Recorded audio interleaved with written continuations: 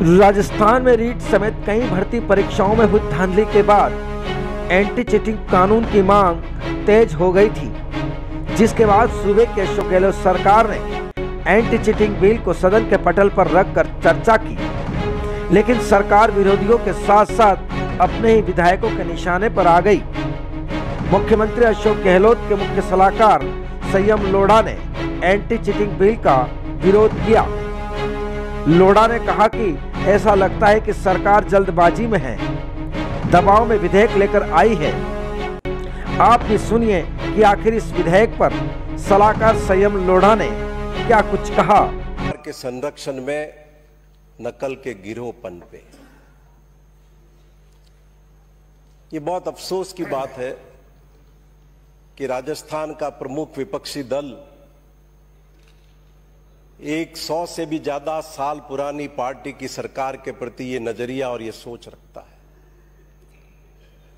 माननीय सभापति महोदय, वसुंधरा जी की सरकार में भी पटवारी के एग्जाम के पर्चे खुले, लीक हुए, पुस्तकालय अध्यक्ष के परीक्षा के पर्चे लीक हुए, थानेदार की परीक्षा के पर्चे लीक हुए, रीट के पर्चे लीक हुए, पर कभी ये नहीं कहा किसी ने कि वसुंधरा राजे ने ये पर्चे लीक करवाए या वसुंधरा राजे के संरक्षण में ये पर्चे लीक हुए।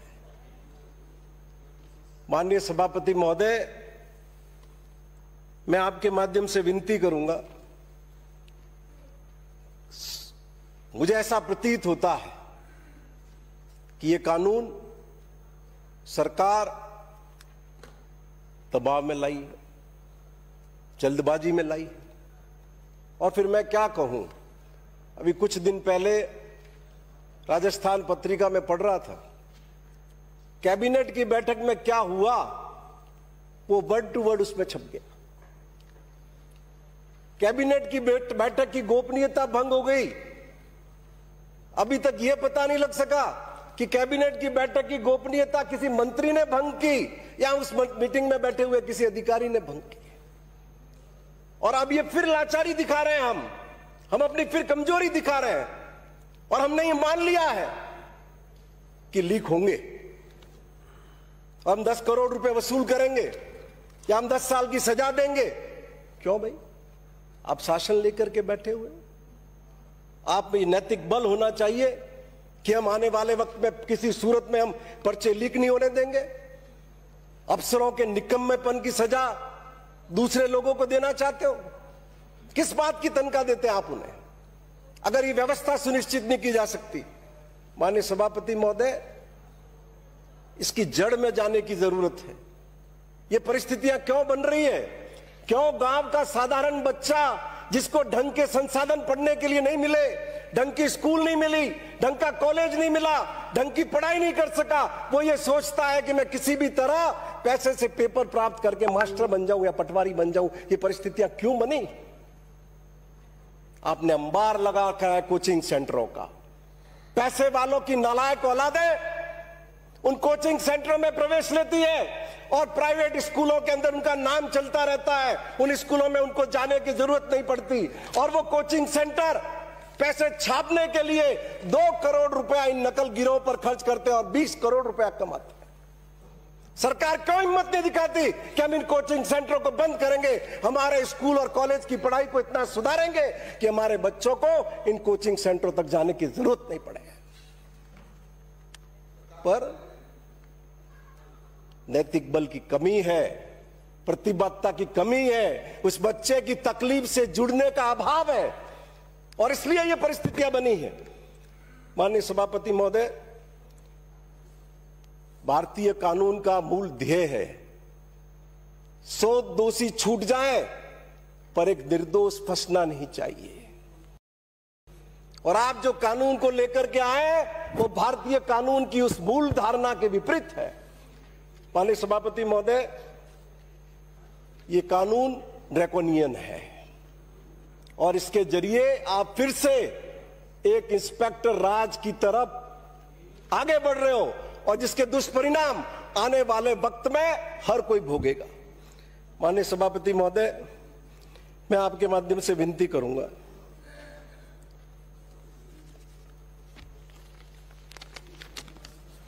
ये जो अनफेयर मीन्स को परिभाषित किया है, in relation to an examinee to take authorized help in public examination from any person or group directly or indirectly or from any material written. पड़ोस के बच्चे का भी देख लिया, अगर किसी ने कुछ टीप दिया, आ जाइए लाइन में। पर्चा तो उस स्टोर से लीक हो रहा है जहां पर आपने रखा हुआ है, और इसके लिए उसको रोक नहीं पा रहे हो, तो कानून का दायरा कितना बढ़ाते जा रहे हो, जिसमें हजारों लोग ट्रैप में आ जाएंगे। माननीय सभापति महोदय, मैं आपके माध्यम से विनती करूंगा, ये सेक्शन 4 में इन्होंने लिखा है, possession and disclosure of question paper. No person authorized by virtue of his duties in conduct of public examination shall before the time fixed for opening and distribution of question papers. A. Open. अब आपने section 10 में जो penalty impose की है, penalty, इस open का word कहीं use किया आपने उसमें? आपने सेक 2(1) और 2(2), ये 2F1 और 2F2, इस दो का जिक्र आपने किया है।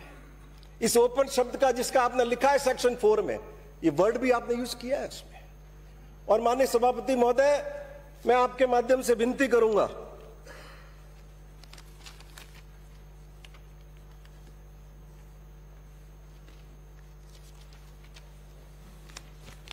ये जो सेक्शन 9 है, offenses by management, institution or others. Whenever an offense under this act has been committed by management or institution or limited liability partnership or others. अभी others क्या है?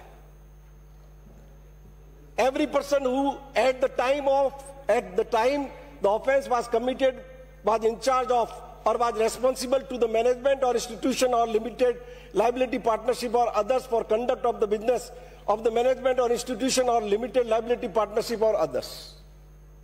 माननीय सभापति महोदय, मैं विनती करूंगा कि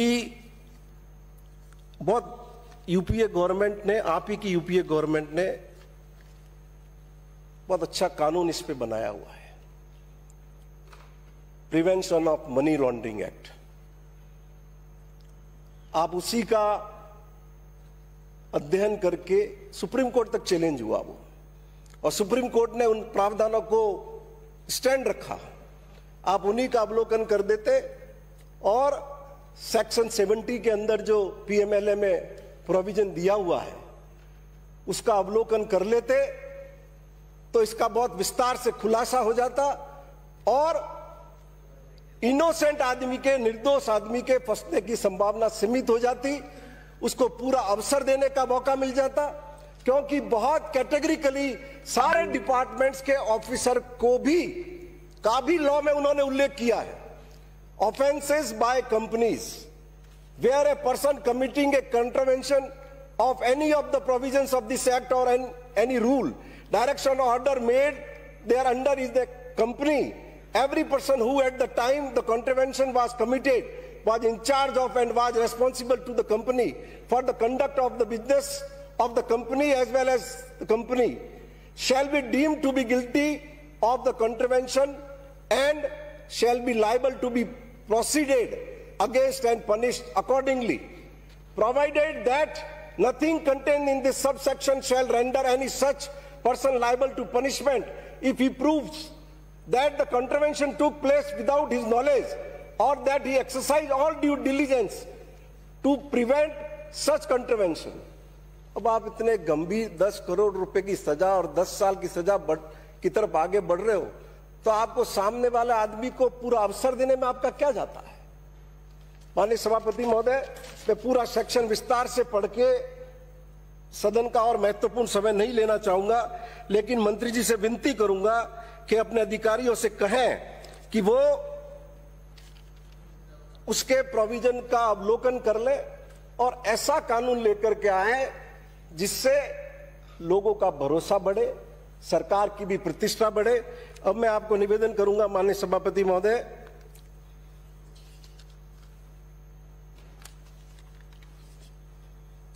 सेक्शन 12 का attachment and confiscation of property.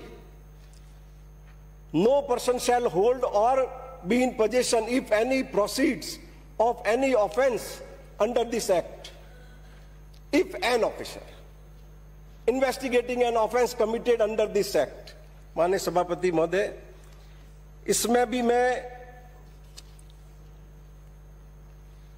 Section 5 PMLA का उल्लेख करना चाहूंगा। Attachment of property involved in money laundering, where the director or any other officer not below the rank of deputy director authorized by the director for the purpose of this section has reason to believe, the reason for such belief to be recorded in writing on the basis of material in his possession that any person is in possession of any proceeds of crime, and such proceeds of crime are likely to be concealed, transferred, or deal with any manner which may result in frustrating any proceeding relating to confiscation of such proceeds of crime under this chapter. He may by order in writing provisionally attach such property for a period not exceeding 180 days from the date of the order in such manner as may be prescribed. इस section 5 में माननीय सभापति महोदय पूरा नहीं पढ़ूंगा क्योंकि काफी लंबा है, और आगे स्टेज ऑफ अटैचमेंट का भी उल्लेख किया है। Order of attachment passes through 3 different stages, provisional order under section 5(1), confirmation of provisional order under section 8(3) and finality of order of attachment under section 8(3)(a). माननीय सभापति महोदय, मैं आपके माध्यम से सरकार से विनती करूंगा कि आप सारे इन प्रावधानों का अध्ययन कर लें। इतना बड़ा निर्णय आप करने जा रहे हो, इसका दुरुपयोग नहीं हो, इसलिए इसकी पूरी प्रक्रिया आपको कानून सम्मत बनानी चाहिए। अब एडजुडिकेशन सेक्शन 8 PML एक्ट का ये सारे आपके पास रेडी अवेलेबल है, आपको कुछ दिमाग खपाने की भी जरूरत नहीं थी। आप इन सबका उल्लेख करते हुए इन्हीं को उठा लेते वहां से। अभी आप बिल लेके आए, हरियाणा का आधा कॉपी किया हुआ बिल है आप, तो उसको भी कॉपी कर लेते। तो आपका ये प्रावधान बहुत सकारात्मक दिखता। अब एडजुडिकेशन ABC का ही पार्ट है माननीय सभापति महोदय।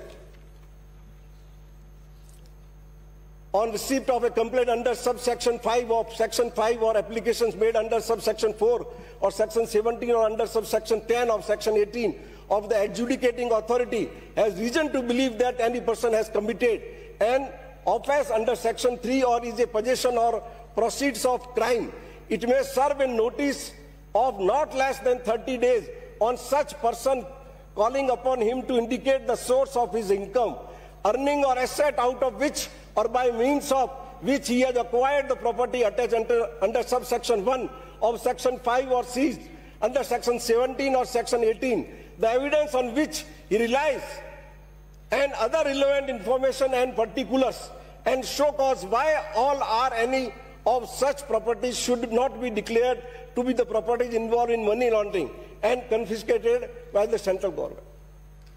किसी की प्रॉपर्टी आप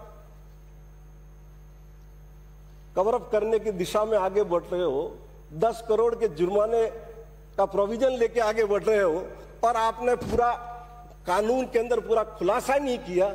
एडिशनल एसपी साहब जांच करेंगे क्या? एडिशनल एसपी साहब जांच करेंगे? मैं भुक्तभोगी हूं माननीय सभापति महोदय। मेरे ऊपर कलेक्टर की गाड़ी तोड़ने का झूठा मुकदमा हुआ था। मैंने 13 साल ट्रायल फेस किया और 13 साल बाद बरी हुआ, और पूरे देश में लोगों को ध्यान होगा कि ये पोटा एक्ट भी लाए थे कार्रवाई करने के लिए।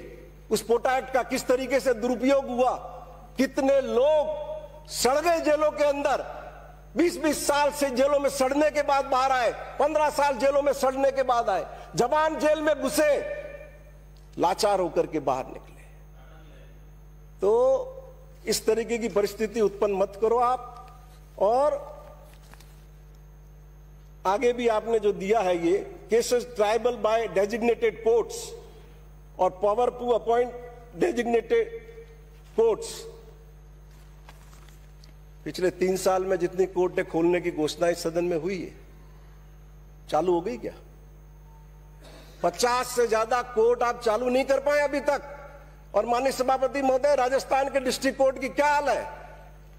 कितने कोर्ट ऑनलाइन चल रहे हैं काम? कोरोना में आपने देखा नहीं कितना लोगों को भुगतना पड़ा? आज दिल्ली की तरफ देखिए, सारे डिस्ट्रिक्ट कोर्ट ऑनलाइन। तो आप मुकदमों का अंबार खड़ा कर देंगे। पहले भी वहां पर हजारों मुकदमे पड़े हुए हैं, सुनवाई नहीं होती, बारी नहीं आती, और फिर इस तरीके की व्यवस्था ला करके क्या आप और मुकदमों की झड़ी लगाना चाहते हैं? माननीय सभापति महोदय, बिहार में भी शराबबंदी का कानून लाए, क्या हुआ? मुकदमों का अंबार लग गया। और सुप्रीम कोर्ट का क्या ऑब्जर्वेशन है माननीय सभापति महोदय, मैं आपको निवेदन करूंगा।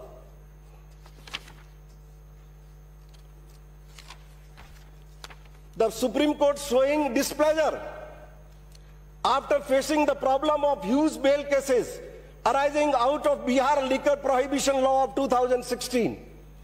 The court asked the state government whether it conducted any legislative impact study prior to making of such a law and created adequate judicial infrastructure to meet the torrent of litigation that was bound to follow. उसी दिशा की तरफ आगे जाओगे। और आपके bill के बारे में भी कह दूं मैं, the state doesn't have adequate judicial infrastructure to deal with offenses under this statute. The courts are already overburdened and making unfair means an offense will not solve the problem of paper leaks. माननीय सभापति महोदय, मैं आपके माध्यम से विनती करूंगा कि ये कानून सिर्फ अपनी ढकने के लिए मत लाओ। राजस्थान के बच्चों का जो बुरा होना था वो तो हो गया, लेकिन आज उन बच्चों को अपराधी बनाने की दिशा में मत आगे बढ़ो। चरित्रवान, नैतिक बल और प्रतिबद्ध लोगों को इन परीक्षाओं का काम सौंपो।